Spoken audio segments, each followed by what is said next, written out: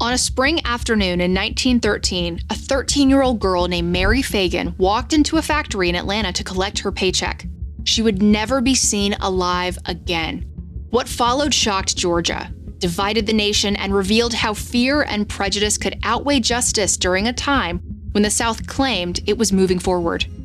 This is the story of Mary Fagan's murder, the trial of Leo Frank, a Jewish factory manager accused of the crime, and what the case reveals about attitudes during the New South era.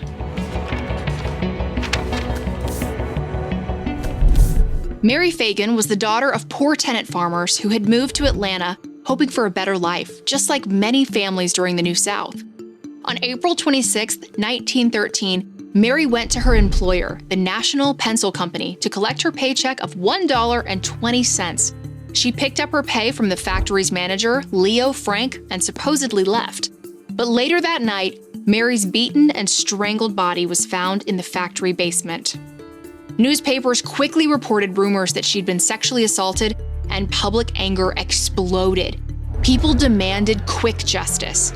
Initially, police focused on three main suspects: Newt Lee, the night watchman who found Mary's body, Jim Conley, the black janitor, and Leo Frank, the Jewish factory manager. To really understand why Frank became such a central figure in this case, it helps to know a bit about him and why his background mattered during the era of the New South. In 1908, Leo Frank moved from New York to Atlanta for work. He was Jewish, well-educated, and ran a factory owned by Northern business interests. During the New South era, Georgia was trying to modernize and grow its industry, but many people still distrusted Northern influence. And to some, Leo Frank came to symbolize that tension. Okay, so back to the investigation. Witnesses said both Frank and Fagan had been at the factory before her death, so police questioned him right away. Frank seemed nervous, and some coworkers said his timeline didn't match theirs. All of this made the police suspicious. But Jim Conley was also a strong suspect. He was seen washing red stains from his shirt and gave the police 4 different stories about helping Frank move Mary's body. Despite these contradictions, police and prosecutors relied heavily on Conley's statements. At the time, racial prejudice shaped the investigation. Many white Georgians believed that a black man like Conley could not have planned the crime on his own, and instead accepted his story that Frank was responsible.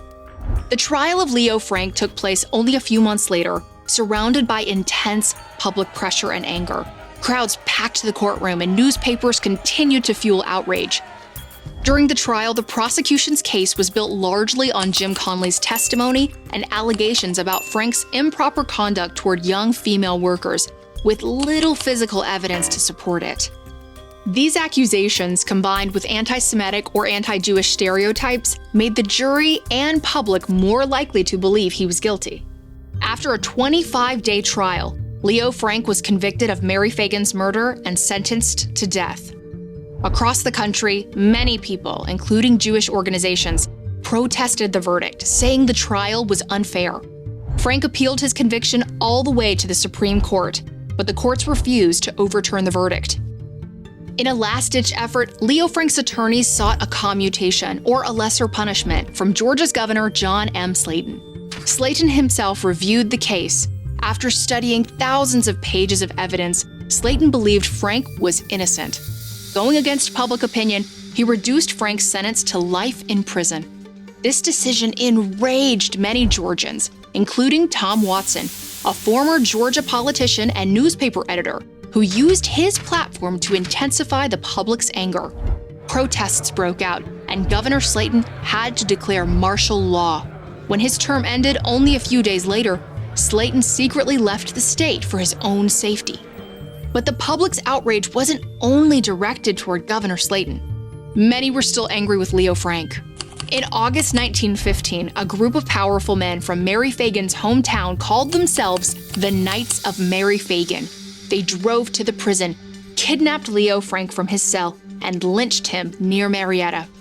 Crowds gathered to see the body, some even posed for photographs. Soon after the lynching, members of the Knights of Mary Fagan formed the rebirth of the Ku Klux Klan, a white supremacist group that used violence to intimidate Jews, Catholics, Black people, immigrants, and anyone who challenged their views. In the wake of Leo Frank's lynching, about half of Georgia's Jewish population left the state out of fear and concern for their safety.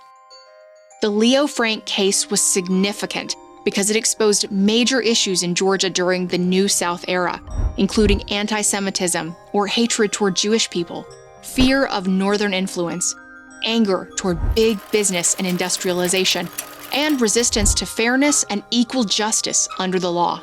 Although Georgia's economy was modernizing, many people resisted social change, and prejudice often overpowered truth.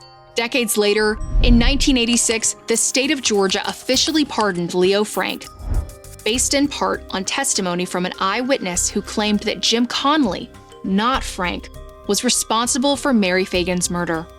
The pardon didn't declare Frank innocent or guilty, but it acknowledged that he had not received adequate protection while in custody. In the end, the Leo Frank case shows that while Georgia's economy was changing during the New South era, many social attitudes were not. This case helps us understand how discrimination influenced the justice system, public opinion, and life in Georgia, even during a time of growth and progress.